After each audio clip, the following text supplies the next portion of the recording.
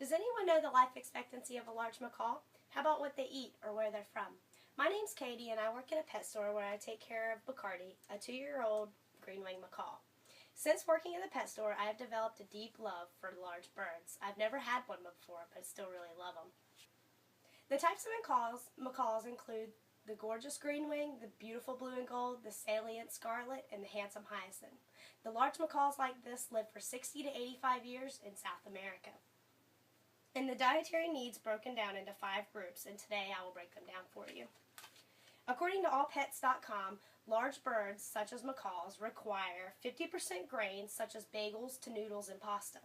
When feeding grains, you need to be especially careful that they don't have a lot of salt in them. Sodium for birds should not be ingested. That's not really right. The second food group is fruits and vegetables, making up 45% of their diet. Certain fruits that macaws really like are papaya, lemons, and grapes. Fruits include jalapenos, tomatoes, and kale. Interesting fact about macaws is they have no saliva glands, so they can eat as many hot peppers as they want and never have any results of it. They never feel the burn.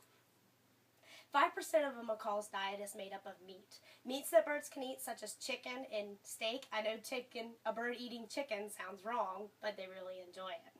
Most people think that seeds and nuts make up the biggest part of a macaw's diet, when in fact that's actually not true.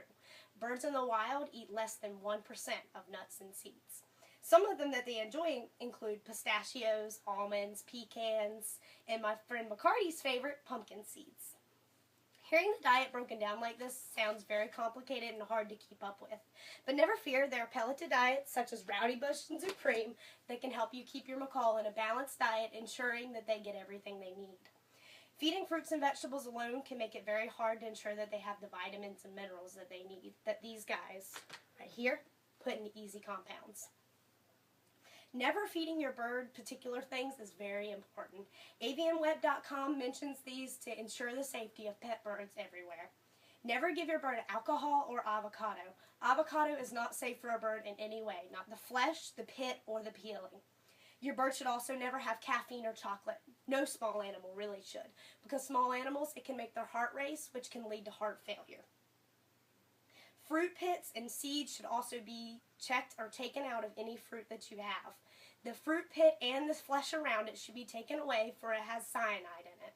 Seeds include arsenic, which even in small amounts are bad for birds. Rhubarb should also never be given to your large macaw. Water. Water is the most forgotten nutrients that people seem to leave off. Water is the most important, is vital for a bird's daily functioning.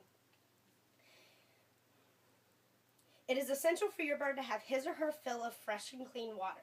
According to birdchannel.com, birds like humans, their daily intake depends on the individual bird. If your bird gets a lot of fresh vegetables and fruits, their need for water will probably go down due to it being supplied in the fresh produce. Companion eating. A lot of birds, when they have human companions, love to eat what their humans are eating just because they like to bond with you. And like humans, we bond over food. Your bird would love to bond with you. So if you have something that's appropriate for your bird to eat, low in salt and not any of the forbidden foods, share it with your bird. Give them a little piece and they'll probably love it. I've broken down the dietary requirements and the percentages that you need. There's also another thing that makes feeding your bird fruits and vegetables and nuts a lot easier, and it's the sunburst macaw. It consists of dried vegetables and fruits, peppers, nuts and seeds, and it also has another form of pellet in it, which includes some of the things that are found in those. Keep in mind that your bird having fresh water is essential, and that if it runs out of water, it can be detrimental for your bird. Since I've started working at the pet store, I really have developed a great love for birds. It's something that I've never had before and I never really grew up with, but I really enjoy them now. I hope to one day have one of my own and be able to supply a great diet for them. I hope you've learned something, and now that I've broken down all the great things you need for a bird, I'm sure all of you want to rush out and buy a $3,000 bird. Thank you.